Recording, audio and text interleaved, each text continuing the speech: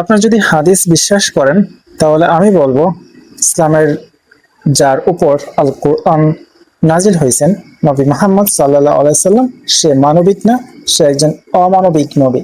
হ্যাঁ, যদি আপনি হাদিস বিশ্বাস করেন, হাদিসে এমন অসংখ্য বক্তব্য আছে যে বক্তব্যগুলো প্রুফ করে নবী মুহাম্মদ সাল্লাল্লাহু আলাইহি সাল্লাম মানবিক না, একজন অমানবিক মানুষ। যেমন দেখেন সুনানে ইবনে মাজার 684 নম্বর হাদিসে বলা হয়েছে রাসূল সাল্লাল্লাহু আলাইহি সাল্লাম খন্দকের যুদ্ধের দিন বলেন, আল্লাহ তাদের ঘরসমূহ ও কবরসমূহ আগুন দিয়ে ভরে দিন, যেমন তারা আমাদেরকে মধ্যবর্তী সালাত থেকে বিরত রেখেছে। খন্দকের যুদ্ধে অলমোস্ট 10,000 মানুষ নবী সাল্লাল্লাহু আলাইহি সাল্লামের বিরুদ্ধে যুদ্ধ করছে, যতটুকু ইনফরমেশন জানা যায়। তো সেই মানুষরা কি করছে, মানে সেই মানুষদের বিরুদ্ধে নবী সাল্লাল্লাহু আলাইহি সাল্লাম কি করতেছেন, যে মধ্যবর্তী সালাত থেকে বিরত রাখার কারণে তাদের প্রতি বদদুয়া করতেছেন নবী মুহাম্মদ সাল্লাল্লাহু আলাইহি সাল্লাম তাদের ঘরসমূহ এবং কবরসমূহ যাতে আগুন দিয়ে ভরে দেয়। তাদের ঘরসমূহ, তাদের ঘরে তো নারী ছিল, বাচ্চা ছিল, শিশু ছিল, অন্যান্য মানুষ ছিল, তারা তোর যুদ্ধে অংশগ্রহণ করে নাই, তাই না?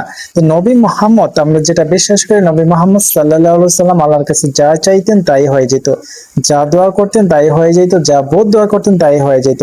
তাহলে এই 10,000 মানুষের পরিবার, 10,000 মানুষের যে আত্মীয় স্বজন আছে, সবাইকে যদি আগুন দিয়ে ভরে দেওয়া হয়, মানে আগুন দিয়ে পুড়াই দেওয়া হয় অ্যাকর্ডিং টু এই হাদিস, তাহলে এই মানুষটা কিভাবে মানবিক হইতে পারে?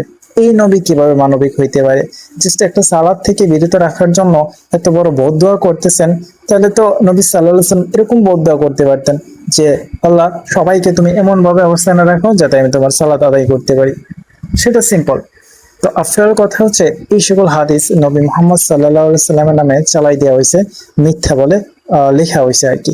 সো এগুলো নবী সাল্লাল্লাহু আলাইহি সাল্লামের বক্তব্য না। নবী সাল্লাল্লাহু আলাইহি সাল্লাম কখনো কোনো মানুষের বিরুদ্ধে অভিশাপ দেয় নাই, কারোর জন্য বদদুয়া করে নাই, কারো মানুষের মানে কোনো মানুষের প্রতি হিংসাও ছিল না। নবী মুহাম্মদ সাল্লাল্লাহু আলাইহি সাল্লাম ছিলেন একজন সৎ এবং মহান অনুভব মানব।